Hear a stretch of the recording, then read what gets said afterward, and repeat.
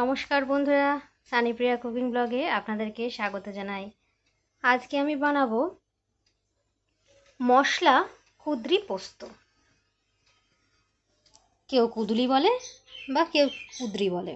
তা আমি এখানে কুঁদরিগুলো ধুয়ে কেটে নিয়েছি। এখানে আমি কুঁদরিগুলোকে নুন হলুদ মেখে রেখেছি। আর কুঁদরিগুলোকে আমি কি করেছি, একটুখানি এক সাইডটা একটুখানি চিড়ে দিয়েছি, এক সাইডটা দিয়েছি, তাহলে ভেতরে মশলাটা ভালো মতন ঢুকবে আর ভাজা হবে সুন্দর। নিয়েছি আমি এখানে পেঁয়াজ গ্রেট করে নিয়েছি, টমেটো গ্রেট করে নিয়েছি, কাঁচা লঙ্কা নিয়েছি। আর এইটা যেটা নিয়েছি সেটা হলো আমি পোস্তটাকে শুকনো খোলায় টেলে নিয়ে ওটাকে আমি গুঁড়ো করে নিয়েছি, রোস্টেড পোস্ত। আর এখানে যেরকম মশলা আমি নিয়েছি, ধনে জিরে গুঁড়ো হলুদ মশলা আমি করে নিয়েছি। তো আসুন আজকে আমি কিভাবে এই মশলা কুঁদরি পোস্ত তৈরি করি আপনারা দেখুন, আপনাদের অবশ্যই ভালো লাগবে। আর ভিডিওটা কিন্তু স্কিপ করবেন না, স্কিপ না করে পুরো ভিডিওটা দেখবেন। আজকে আমি রান্নাটা কড়াইতে করব। আর কড়াইতে আমি পরিমাণ মতন আজকে তেল দিয়েছি। আজকে আমি সর্ষের তেলে রান্নাটা করব। সর্ষের তেলটা বেশ সুন্দর ভালো মতন গরম করে নিয়েছি। এখন আমি একে একে কুঁদরিগুলোকে ভেজে নেব, একসাথেই দেব। আপনারা চাইলে কিন্তু আলু লম্বা লম্বা ফালি করেও এর সাথে দিতে পারেন। আমি কুঁদরিটা খুব সুন্দর করে ভেজে নিয়েছি, একটু বেশ সুন্দর ভাজা ভাজা হয়েছে।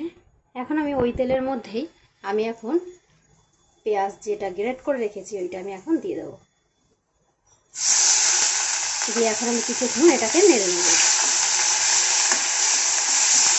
আপনারা চাইলে প্রথমে তেলের মধ্যে একটুখানি গোটা গরম মশলা দিতে পারেন।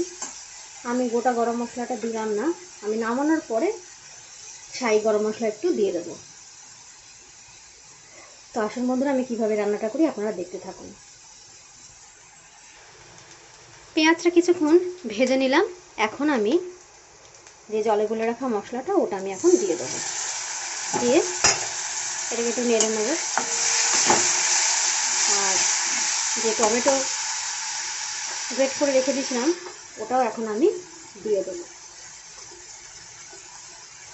একসাথে সব মশলাগুলো ভালো মতন কষিয়ে নেব। এটা দিয়ে ভালো মতন এখন আমি নেড়ে নিলাম। আর এখন যে রোস্টেড যে পোস্তটা গুঁড়ো করে রেখেছিলাম ওটাও এখন আমি দিয়ে দিলাম। এখন আমি ভালো করে এই মশলাটা কষিয়ে নেব। লবণটা আমি পরে দিচ্ছি। মশলাটা আমি খুব ভালো মতন কষিয়ে নিয়েছি, তেল ওপরে ভেসে উঠেছে।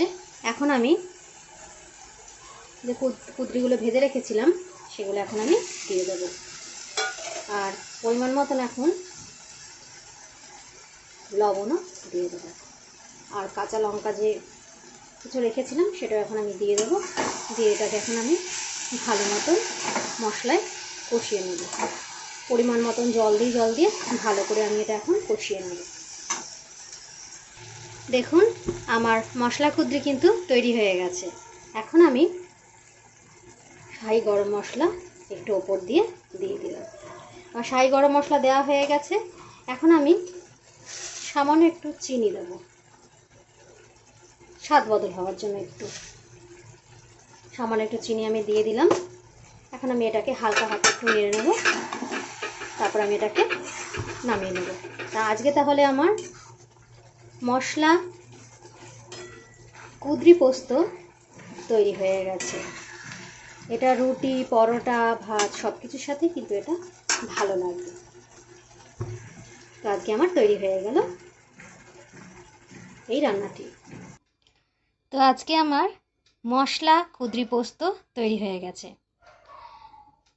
তো ভিডিওটি ভালো লাগলে পরে কিন্তু অবশ্যই লাইক কমেন্ট শেয়ার করবেন। আর পাশে থাকা বেল আইকনটা একবার ক্লিক করে দেবেন। আর সানিপ্রিয়া কুকিং ব্লগ চ্যানেলটি কিন্তু অবশ্যই সাবস্ক্রাইব করবেন। তো আজকের মতন বিদায় নিচ্ছি বন্ধুরা। সবাই খুব ভালো থাকবেন, সুস্থ থাকবেন।